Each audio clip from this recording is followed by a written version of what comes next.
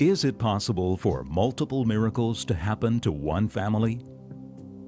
Just ask Karina and Jody Fauley.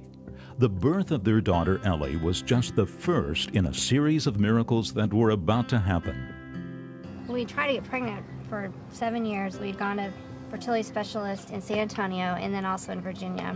Basically, the last doctor had just said, you're not going to have kids.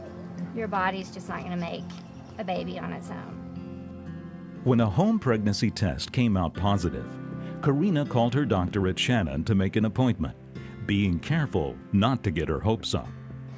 And she said, well, come in and we'll do a blood test, and you have to wait a day for a blood test. And so on Tuesday, she called me back and said, yep, you're pregnant. And it's like I didn't even believe it then when she told me, because everyone had told me that you couldn't. Karina and Jody's excitement would soon turn to worry when doctors learned of a heart murmur that Karina had when she was a child.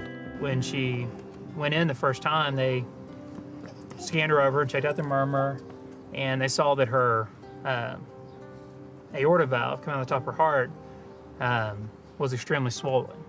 What we were concerned about was the extra load that the heart was going to be asked to perform during pregnancy going to cause alarming dilation of the aorta, which could be a catastrophe and most likely fatal. To see a doctor this visibly upset really scared me. I remember distinctly having a discussion with Karina that says, I just can't imagine that God above would have you wait this long to get pregnant and give you a condition that was going to kill you. My fear was for the baby. I even told Jody that if I have to die, that's fine, but you don't let that baby die. I mean, I had such an ownership of her, and she was such a miracle that I didn't care what happened to me, but I did not want this baby to die. God doesn't work that way. He wasn't going to overcome all this and then take either one or both away. And so when she told me, I looked at her and we just said, we're fine. We prayed about it, and Karina's going to be fine. She knew the risk, and in this case, her daughter was worth the risk. Doctors determined that delivering baby Ellie by C-section early would be the safest for Karina. That day finally arrived. We got there, I guess it was a little nervous once they start hooking you up to all those machines. It makes all those beepy things. I've never seen so many blue scrubs in my life. I mean, everywhere you look, there was a blue scrub. We had multiple nurses in there. Of course, the pediatrician, Dr. Wagner, was in there. So normally I show up into a C-section and there's the obstetrician, the labor and delivery staff, and myself, and the nursery nurse. Well, in this particular day, I was a little taken by surprise because there's also a cardiothoracic surgeon in the delivery room. I think it took a minute and a half from the time I walked in, which is probably good for me. And he took her out and picked her straight up and lifted her over the sheet so we could see her, and she was just beautiful. Normally you would expect a normal, healthy, screaming, crying baby to come out, but in Eliana's case, she did come out screaming and crying, but she quickly developed what we call respiratory distress and impending respiratory failure. And so at that time, we started putting her under oxygen to help support that, but eventually she needed more support, and so they intubated her and put her on a ventilator. So they asked me to leave the nursery at the time.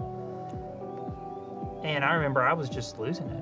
I remember I ended up in the men's bathroom right outside the nursery, just sobbing and praying and just begging God not to make us go through this. She was on a ventilator for about 4 to 5 days for highly membrane disease and premature lung. And then she overcame that. Changed over to room air within 5 to 6 days of life. So then she became a normal term baby, started feeding well, which was mommy's main concern, was for her baby to feed. Fortunately, she did really well. After that, she was a normal baby, feed and grow. She went home weighing, I believe we said 4 pounds, 7 ounces. So she was ready to go home, and her parents were quite happy to take her home. The Children's Miracle Network played a big part in helping this tiny miracle. Ellie benefited from the equipment that we have here that was donated by Children's Miracle Network. She benefited from many things. A lot you can visualize and see, a lot is not seen. And the fact that all that equipment was there and was we were able to use it just as without any knowledge of where it came from or paying any extra for it. It was just there for us. That, you know, we never left San Angelo. Without the CMN support and financial donations that we are provided with, a lot of these kids would be up either in San Antonio or in Fort Worth for their medical care.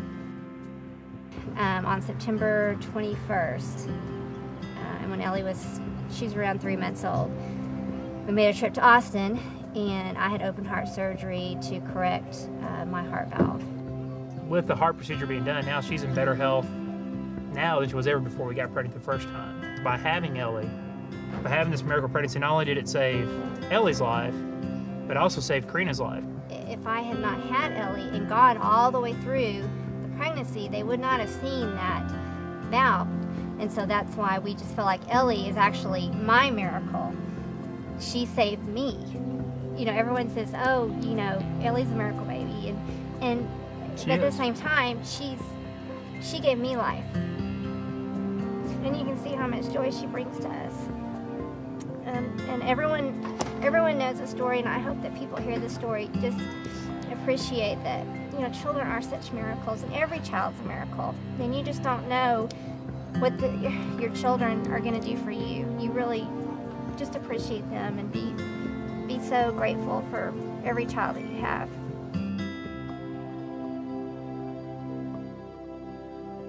Please support the Children's Miracle Network And help a miracle kid like Ellie.